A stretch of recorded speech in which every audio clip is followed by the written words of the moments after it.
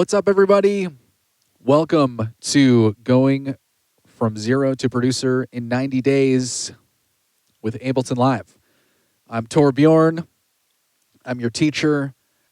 Super exciting, and a big thank you to Ableton. They've extended their free trial to 90 days now. The software has a lot of really innovative tools, unlike any other music software. So if you're a Logic person or a FL person or a Pro Tools person, there's something definitely unique about using Ableton, and that comes into play with the word live. Software's called Ableton Live. Well, first thing we're going to need to do, I suppose, is download the software, right? Ableton.com.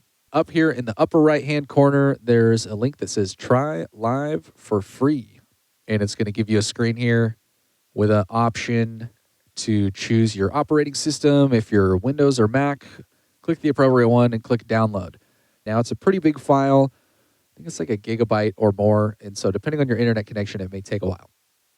But it'll download into your downloads folder probably in installer, and you'll click it and go through a couple steps depending on your operating system. And after it's installed, you'll find yourself on a screen that looks like this. Now let's just quickly outline a couple important things. The session view and the arrange view are the two main screens that we're going to be working on. If you press the tab key on your keyboard, you'll be able to switch between the arrange view. You'll see all these tracks are stacked from top to bottom. Time and bars and beats are measured from the left to the right. We can go back to the session view with tab. In this view, you just have the tracks, and you just have a bunch of different spaces where you can drop sounds and clips. We're going to look at how to do that in just a second. But the difference between the two screens, think of arrangement view as you're going to create the organized exact order which with everything plays back. It's going to play back the same way every time. The session view is going to be a little bit more abstract. You're going to be able to mix and match different clips. At the push of a button, you're going to be able to start clips and stop clips independently. It's more like an improvised jam session. Down here on the bottom of the screen, we have the detail view, another really important part of the screen. Inside the detail view, you've got clip and device view. Shift tab will switch between those. Though they're not showing anything at the moment, they will in a little bit. If you press the question mark on your keyboard or this little arrow down here, you'll get the info view. Info view is like tooltips. Hover your mouse over anything, and the info view will tell you what it does. Then over here on the left-hand side, we've got the browser. This is where all your sounds, all your loops, all your effects, all your drums, all your instruments, everything lives inside this browser. Most important thing to know how to find is the search bar up top. Looking for drums, type in drums, and as you go down, it'll get rid of everything in the list that doesn't have the word drums in it. Last but not least, up here on the top left, we've got all our timing and metronome stuff going on. Tempo and timing has to do with how many beats are in your song, how fast or how slow your song is. So much stuff to know about how to make beats. Where do you begin? We're going to be looking at something today called construction kits. It's a great way to learn how to produce. It's kind of low pressure. The people that are going to be giving us these construction kits that we're going to go download, they've done a lot of the songwriting for us. We're kind of just going to mix and match different pieces that are pre-made, different loops that are kind of already feel like they're one cohesive song. And we're going to use them just so that we can like understand the tools that we have with Ableton and not get bogged down in too many details the first time that we're trying to write something. There's lots of free resources online, and the great thing about loops and construction kits is that you can create quickly and you can customize what you're working on later. I did a little bit of preparation, and I downloaded one already, but I'll show you how I found it. I literally just went to Google, and I searched for free construction kits, hip-hop. And I went down the list. In fact, it looks like I actually clicked on the first link. Free hip-hop and trap construction kits by Ghost Hack. I'm not super familiar with, but it looks like they make resources for music production and music software, so that's cool. I clicked the download button. It asked me for my email. Seems like a fair trade. You can always hit spam or unsubscribe later. They sent me an email here in my inbox. Thanks for the request. Hope you're satisfied with the file. Clicked the link, brought me back to their website, and now here's the actual download button. So now that we know how to download this, let's get involved with some sounds in Ableton. So we've got a file here that says construction kits. I'm going to open that up. And then it looks like this download came with 5 different construction kits. Some different stuff inside of it, but the one that we want to look for here is called Wave Loops. We've got an 808, some guitars, some drum elements, a riser, and a snare. Probably not enough to make a whole song. So what I'm looking for is 2 kits here that are either in the same key or the same tempo. You can see on each one of these folders, it says 140 BPM, G, 130, D, 150, D sharp. Here's another 140. So why don't we see if we can get these 2 songs to work together. So we've got a bunch of different elements here, and we're going to drag them in one at a time, and we're going to press play to audition them. Because this folder tells us that the song is at 140 BPM, I went into Ableton here and changed the tempo to 140 so that they'll play back at the correct speed. Let's start with some drums. I'm going to put a kick, snare, and hi-hat in. I'm just going to drag them anywhere into this area where it says drop files and devices here.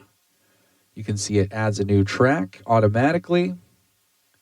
We got a kick, we got a snare, we got a hi-hat, we got a open hat, and we have percussion. All right, let's give it a listen.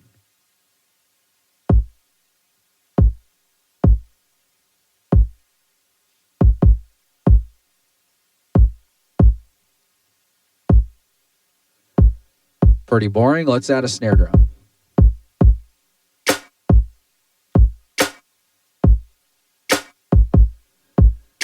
You'll notice that I'm waiting until this line down here on the clip view gets all the way to the left before I'm triggering the next one. And that's because they're all 8 bars long. So if you start them all on the same one beat, then the patterns will play together in like the proper way that they were written. So here we get to another end of another 8. And then we add the open hi-hat. And then the next time we're going to add the percussion. Well, that's all cool, but that's a little bit of a slow and arduous way to do it. The faster way is over here on the right-hand side. We've got these things called scenes on our master track, and we can just press this one play button, and it'll play everything in the row all at the same time.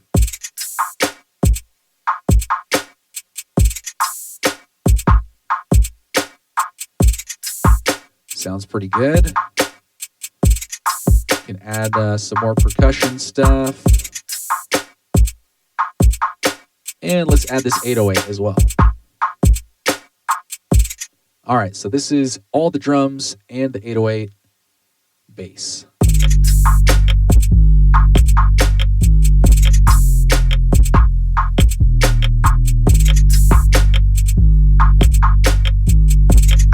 Sounds pretty good, sounds pretty cohesive. Definitely clipping the master here. You can see that we've got this yellow number showing up here. And when I press play, it should be green, but it's showing up red. And that's just letting us know that it's too darn loud. So a couple different things we can do. The easiest and fastest when we're just trying to be quick is over here on the browser, go to your audio effects. They should be ranked by name. So alphabetical order, go down to find the one that's called limiter and just click and drag that onto your master. It'll add this limiter, and the limiter is just going to take any sound that gets too loud, and it's just going to turn it down a little bit momentarily. So now that red thing goes away, some of that weird crackly distortion sound goes away, and you can see that this meter here on our limiter turns down that orange bar a little bit just to let us know how much the volume is being turned down and when it's being turned down. Awesome. All right, now let's add some guitar. Got a couple different guitar parts. I'm going to put these, instead of in different tracks, I'm going to put them in the same column, and I'm going to treat them as like one section has this guitar and another section has this guitar.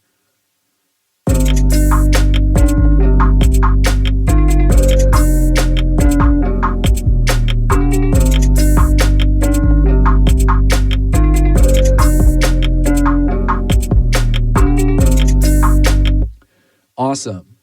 So all our drums, our 808 bass, our guitar, that's cool. Now, this is like one section of a song, maybe because we've got those two different guitar parts. It could be like two sections of a song, but I think it's probably not enough. We're going to need to dig into that other construction kit that was also 140 beats per minute. So let's take a look at that. The first thing that I notice here is the folder says B major, and the folder that we were just grabbing clips out of says G, which means that those are not in the same key. Sometimes that doesn't matter, but when we have melodic elements here, like this guitar part, if we're trying to mix and match that with something that's in a different key, meaning it's playing different notes from a different scale, there may be some dissonances. There may be some sounds that don't match. But we have the ability to transpose, which means that we can take our clips and without changing the speed, we're able to change the pitch. Or inversely, without changing the pitch, we're able to change the timing. But right now, we just want to change the pitch of them. So I've got this handy little thing here, which is all of the notes of the piano. Every note next to each other, white keys and black keys. In music, we call these half steps, or semitones is what Ableton calls them. So if we were to double click on one of our clips, that's how you get the clip view to show up, the thing that I was talking about earlier. This is all the information about the clip that we have here. The transpose allows us to change our pitch one semitone at a time. So I've just pressed our stop button on everything. I'm going to play this guitar back and show you what it sounds like transposed. Let's pitch it up a little bit. Way down. And if we press the backspace key or the delete key, if you're a Mac user, then it just goes back to the normal 0. Personally, I think stuff sounds better pitched down than it does pitched up. So I'm going to go ahead, go in here to our fourth construction kit, go to the wave loops.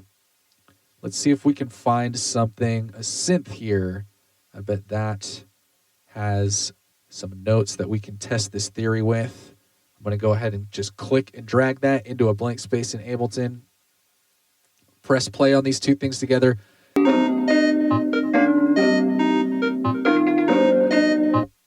G is 1, G sharp, A, B flat, B makes 5.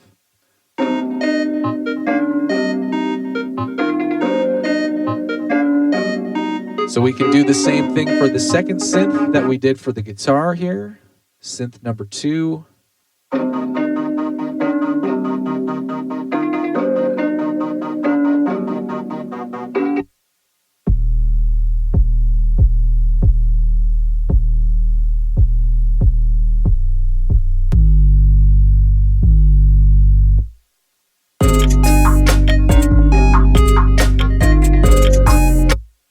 Time to structure this beat. We need to figure out what tracks are what. We need to figure out what clips we want to play and in what order. And we're going to have to click and drag a few things around. So I always think intro, verse, chorus, especially when I'm writing a rap song. So each one of these scenes here on our master track, I'm going to name these by right-clicking and hitting a rename. We got an intro. Let's call this one intro 2. Then we're going to have a verse, and then we're going to have chorus. All right, so the first thing I'm going to do is I'm going to move these down. All of this stuff that was in this second row, this is going to be the stuff that is the chorus of our song. Everything else up here, we're going to move down to the verse, except for the guitar and the synth, we're going to leave up there for now. All right, so now if we press play, we'll just get those two clips that are on that row. If we press play on intro 2, well, there's no clips in that row, so we need to put some there. If you hold down the Alt button on your keyboard and click and drag, it will not just move it, but it will move a copy of it, and it will leave the old one there. So we can do that with this guitar. We can do that with this synth. Maybe you can see on that little icon of the mouse that there's a paper file icon, and it has a plus symbol if you hold the Alt key down. So that's how you know that it is copying and not just moving. We'll do the same thing with our snare. We're going to start with just the synth and the guitar, and we're going to add a snare and a hi-hat. Copy these guitars and synth down to this verse section as well. And now we've got 4 different dynamics before it gets to the verse, and before that 808 comes in, we've got some stuff that build up over time. So, thinking about our counting, each one of these, as you can see down here on the clip, is 8 bars long. Means we ideally want to let that play through a whole cycle of 8 bars before we click on the next scene. If we didn't, it'd be a very short song. So let's take a listen and see if that sounds good.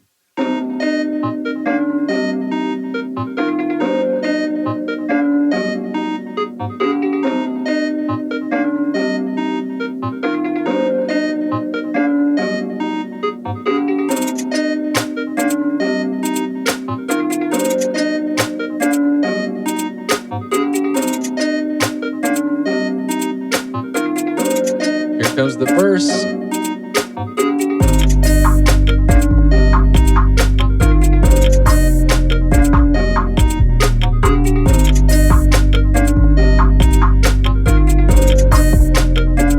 Here comes the chorus. Using the intro 2 and the intro in the reverse order that we played them at first gives it kind of this feeling of like the energy's going up, we get to the heavy part of the beat, and then the energy goes back down like an outro. Now, the last thing that we want to be able to do is record this beat, and all you have to do that is use the arrangement record button. And that is up here next to the play and the stop buttons. You've got a little black circle, and that records it to the arrange view. I'm going to stop all my clips by pressing stop on the master track. I'm going to press this record button. It's going to start recording. Give me a little metronome. And then let's press play.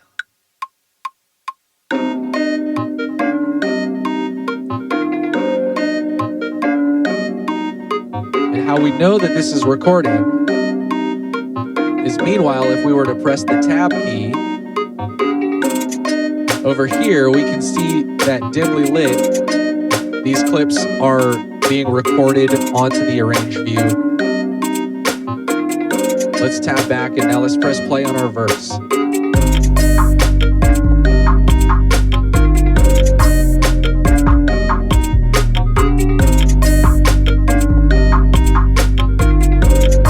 Comes the chorus.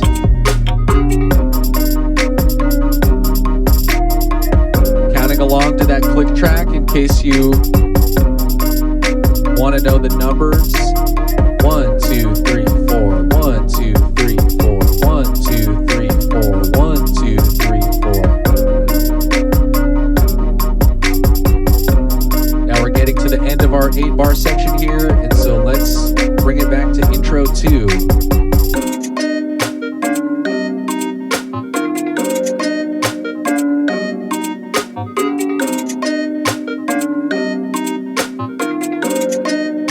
Here's back to intro 1.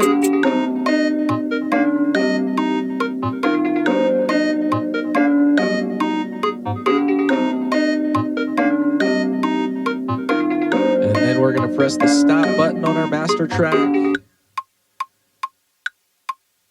Tab over here with the tab key. We can look at our arrangement view, and all of those clips in the order that we pressed play and in the order that they changed, they now got arranged in that way, and we can see that they're recorded in that order. And now every time that we play the song back, it will play back in that same way. So we have effectively arranged our beat. Before we can listen back to it, we're going to want to press this back to arrangement button, and that's this little orange button with an arrow and 3 lines inside of it. And you'll see when you press that button that all of your tracks here on the arrangement view light up to let you know this is where the sound is coming from now. We're no longer working with the session view. We're working with an arranged beat.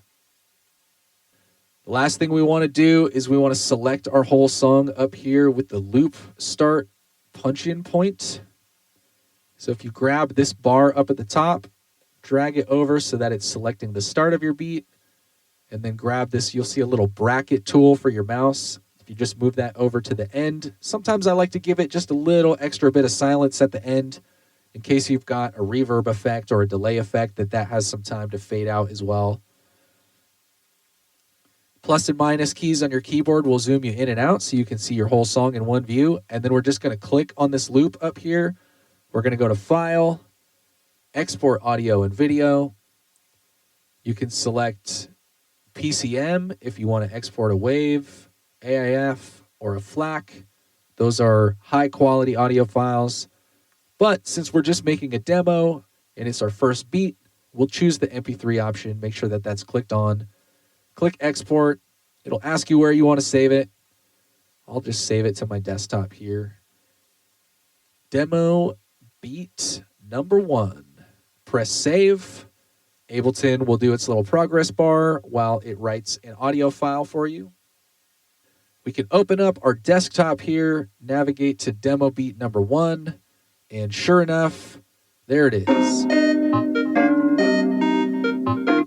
Nice and easy, we were able to use a construction kit to get through the process of creating a beat with the session view, organizing our different scenes so that we could have one button to press play and trigger multiple clips all in the same row.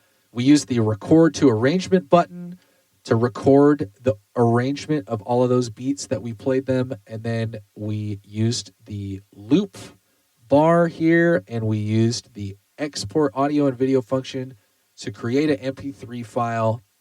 Nice and easy. Construction kits are a great place to start. Look for those free construction kits. Use the tools that we've outlined in this video. Happy producing. Until next time, peace out.